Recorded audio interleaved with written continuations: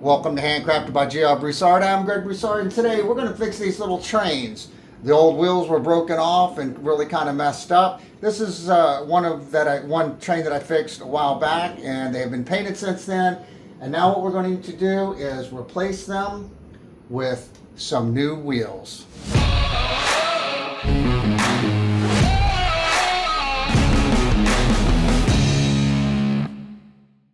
The challenge that I ran into is to make the wheels even the same height all the way around, and I don't want one wheel up and one wheel down so the thing will be flopping around and won't have really 4 points of contact.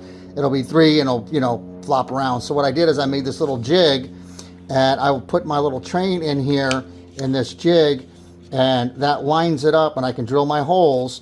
Then with the same orientation I can move the jig to the other side and drill my holes. I've already drilled the holes for this one, and these wheels are ready to be inserted into this side of the train. I'm not going to put them in yet because I kind of scarred them up a little bit, so it has to be repainted. So this one's done. One jig, I'm fortunate, one jig will do 3 of the trains because the axles are exactly the same coming out of these. So I'm going to show you how I do this one. So I just clamp it in my little leg vise. Use my little Japanese pull saw, and I cut almost all the way through. I got all the way through that one. I just don't want to mark my, there we go.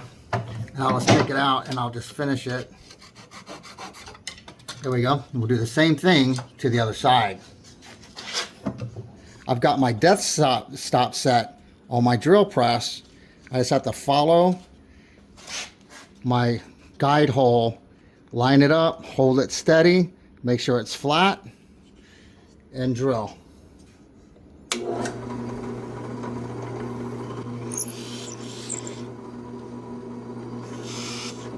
Just have to move our spacer over one spot to the other side. Tape is just to hold it on, so keep it somewhat steady. Now we're going to go from this side, put it directly on this side, and the holes should be the same on both sides. 3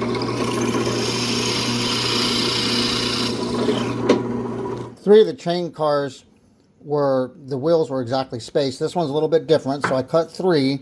Had to modify my jig. I just put a little spacer, a little different size spacer in there, and I'm going to recut my jig. Now I can put it up against my new spacer, and that aligns this back hole up, but this front one isn't lined up.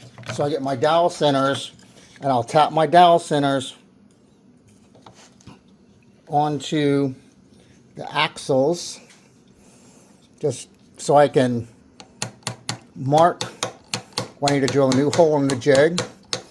They barely fit on there. I really don't want to, I don't need to mark this one, but I'm just putting the dowel center on there just so it won't be sideways when I put it on. I'll show you.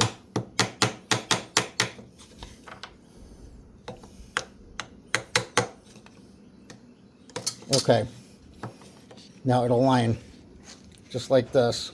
This one's lined up with that hole already, but I've got to mark that first one, so I'll push it in, mark it, and I'll drill a hole there for the new location of the axle. Now, since I will mess it up, I will cover this hole with tape, because knowing me, I'll drill in the wrong spot. So now I know not to drill here. It'll be this hole, and the new one I'm fixing to drill.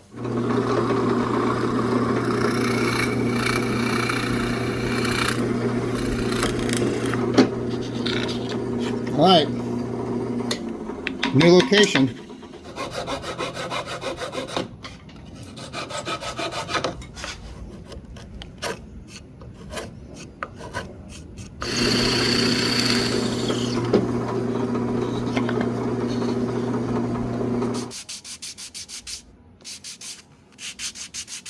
We've got everything centered down. It's ready to go. The axles fit pretty tight. This is my test piece. So I made them a little bitty mallet for assembly because these things are pretty tight. It's going to just be a pressure fit so they can hammer them in with something that's not going to damage the wooden axle when they put it in. They may have to touch up the paint on the axle, but definitely will have to touch up the paint around where I drilled. So this is a complete little project for the little trains.